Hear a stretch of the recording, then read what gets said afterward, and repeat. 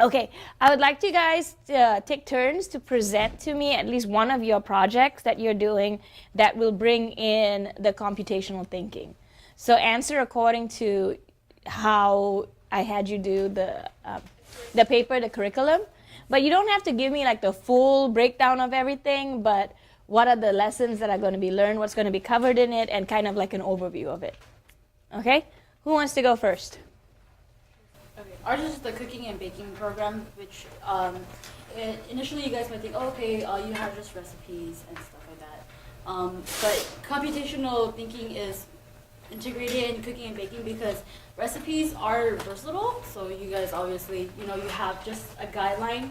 But depending on whether you have food allergies or if you don't like a particular ingredient, you can always, what we're going to do is we're going to teach the kids like the importance of ingredients, expiration dates for them, certain techniques and why they're more important in using it in certain types of food, how to achieve the type of texture that you would want, and substitutes for any types of ingredients that you may not have, or if you cannot consume those ingredients anymore. So that's what we're going to go for. And what's the computational thinking concepts that you're going to make sure that they understand? How are you going to take them through the computational thinking process? So for our first part on how we're going to deal with that is we are starting off with something very basic like a cookie dough that can be manipulated into whatever thing they want. But first we're going to talk to them about what computational thinking is and what we expect out of them, and we want them to start thinking outside the box for them to start getting creative. Okay. So that's how we're going to start having So them. that's our plan. We're gonna have that spread out for 2 weeks. The first week we're gonna apply the decomposition and pattern recognition skills. Okay. So as Gloria said, we're gonna introduce the definition to the participants, and then we're gonna introduce the recipe.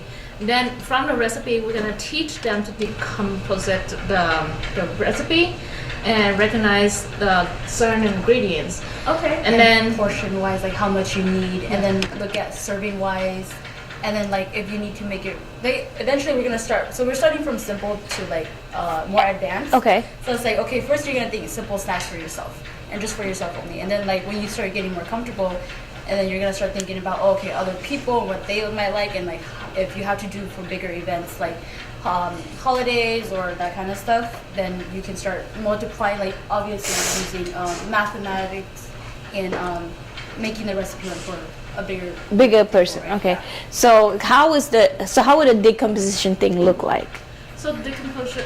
In your program. In my program, just first recognize the recipe and how to break it down, and it's also pattern recognition when we're gonna identify the principal patterns. Like, for example, cookies are baked at 335 degrees. Chicken must be cooked until the inner temperature reach 160 degrees. Or Okay. lime juice can be substituted with vinegar because they have a similar taste. Then the second week that we're gonna do pattern generalization and algorithm design. Okay.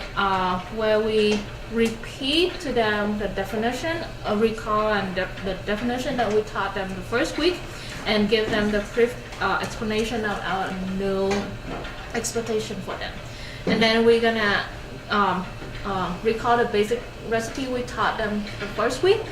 Then we're gonna allow them to go shopping in our pantry. Okay. So they're gonna go in and pick the ingredients that they want with the all ingredient that they actually recall from the recipe. And then we're gonna discuss what they want to do, that sounds good to everyone, and then they try it out. Okay. So it's try and errors method, and then after each day we write down the recipe, how they like it or not, if it works or not, we still write it down because we want to know how things go. Okay, very good. Yeah, the cooking lends itself really well to this kind of computational thinking. I would also suggest for each of you guys, you research some of the apps that are out there and have your students use the apps. There's apps in music, there's apps in cooking, there's apps in everything to make things simpler. But sometimes they're not the best way, and they might have better ideas how to make things better. So very good. Thank you, too, for going first on that.